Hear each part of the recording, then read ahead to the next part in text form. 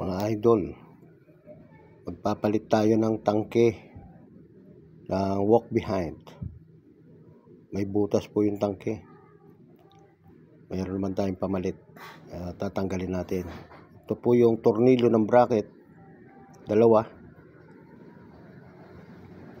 Luluwagan lang po yan, tapos tatanggalin natin yung bracket. Yan lang po yung humahawak sa tangke, yung bracket na yan.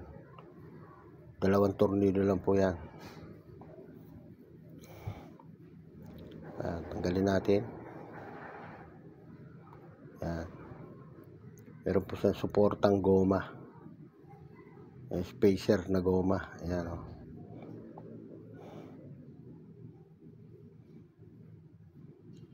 Tanggalin natin yung return hose. Diyan po bumabalik yung yung crudo, diesel. Pagka galing sa nozzle. Tanggalin po natin yung improvised na clamp, alambre. Galing po kasi ito sa hiraman, pinalitan nila ng hose. Improvise na lang yan. Tanggal na po yung tangke, mga idol.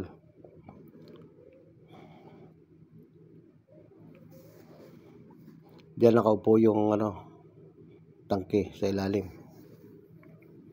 Kakabit na po natin itong pamalit natin. Lalagay lang po yung spacer. Ipoporma lang natin. Kailangan naka-align, mga idol. Kailangan po align lahat. Kailangan sakto nakaupo doon sa slot, doon sa ilalim, sa bracket niya sa ilalim.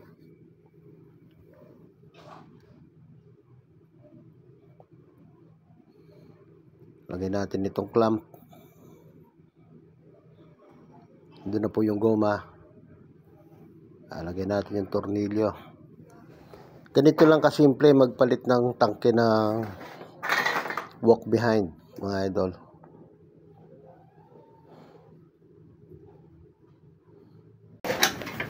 Testing natin, mga idol.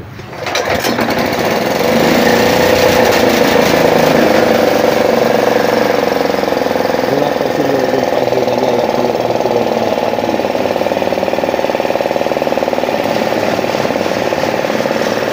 Full stop. Full stop.